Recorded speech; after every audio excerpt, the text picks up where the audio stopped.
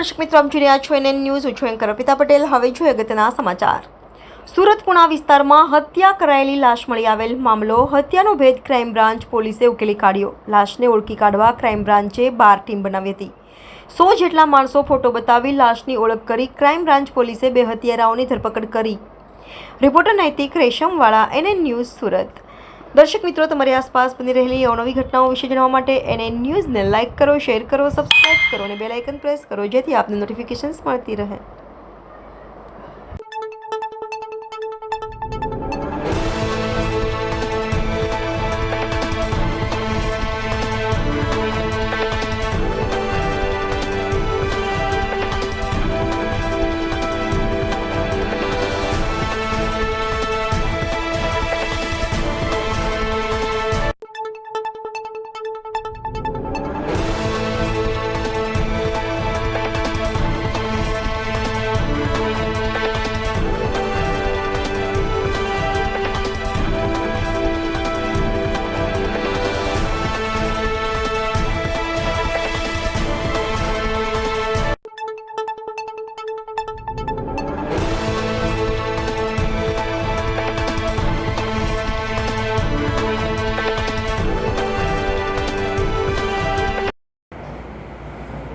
ગઈકાલ સવારે અયોધ્યા ટેક્સટાઇલ માર્કેટથી કોહિનૂર ટેક્સટાઇલ માર્કેટ 2 વચ્ચે એક મીણિયા કોથળામાં અને બ્લેન્કેટમાં વીંટળાયેલી ડેડ બોડી મળી આવેલી હતી.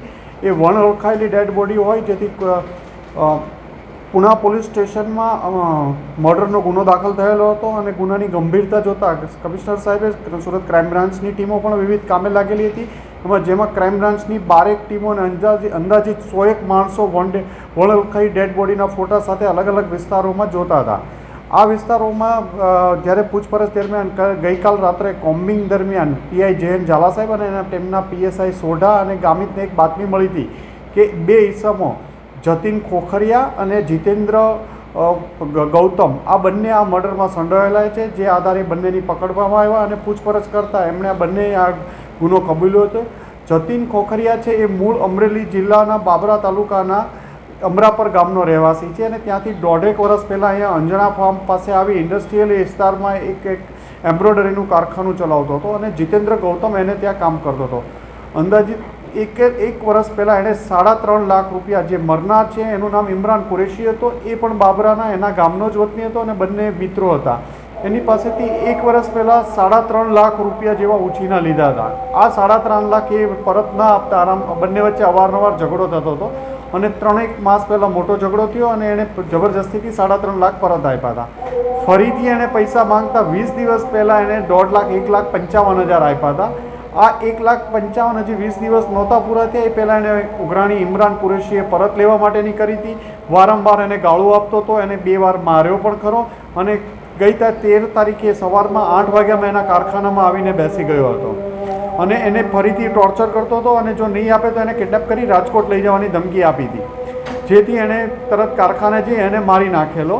અને મોડી રાત્રે એને કાર ભાડે કરી, પોતે સેલ્ફ ડ્રાઇવિંગ કરી એના મિત્રની કાર જીતેન્દ્રની મદદ લઈ બંને ડેડ બોડી આ ફેંકી આવ્યા હતા. જેમ આમ એક વણ શોધાયેલ મર્ડરનો ગુનો શોધી કાઢવામાં આવેલ છે. કોથળામાં એમણે જે મીણિયા બેગમાં નાખી એ પહેલાં એને હથોડી માથામાં મારીને મારી નાખવામાં આવ્યો હતો.